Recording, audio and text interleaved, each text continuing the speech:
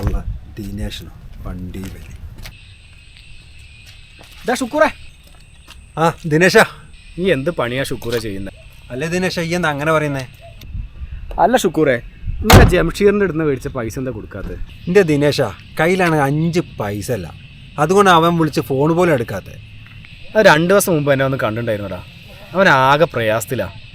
നീ എവിടെന്നെങ്കിലും ആ പൈസ ഒന്ന് തിരിച്ചു കൊടുക്ക്. എൻ്റെ ദിനേശ കയ്യിൽ പൈസ ഇല്ലായിട്ടാന്ന് പറഞ്ഞില്ലേ, ഇപ്പം നിൻ്റെ കയ്യിലുണ്ട്, നീ എടുത്ത് കൊടുക്ക്. അല്ല ഇപ്പം എന്താ ഞാൻ പറയുക? ചൂടാൻ വേണ്ടി പറഞ്ഞതല്ലടാ.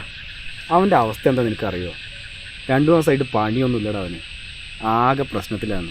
അവൻ അവിടെ നിന്ന് എവിടെന്നെങ്കിലും തിരിച്ചിട്ടൊക്കെയാണ് കാര്യങ്ങളൊക്കെ നടത്തുന്നത്. അറിയാം ദിനേശ, പക്ഷെ കയ്യിൽ പൈസ വേണ്ടേ? ഞാൻ എന്തെങ്കിലും ആക്കിയിട്ട് 2-3 ദിവസം സമയം തരാൻ പറയും. ഏതായാലും ഞാനേ ജംഷീനോട് പറയാം. നിന്നെ കണ്ടിരുന്നോ, 2-3 ദിവസത്തിനുള്ളിൽ പൈസ തരുന്നു പറഞ്ഞെന്ന് പറയാം. എന്നാൽ ശരി ഷുക്കൂറെ, ആയിക്കോട്ടെ ദിനേശ. നീ 2 ദിവസം കൊണ്ട് എങ്ങനെയെങ്കിലും ആ പൈസ സെറ്റ് ചെയ്ത് കൊടുക്കാം ഞാൻ. ഓക്കെ, 2 ദിവസം കൊണ്ട്. ശരി പോട്ടെന്നാ.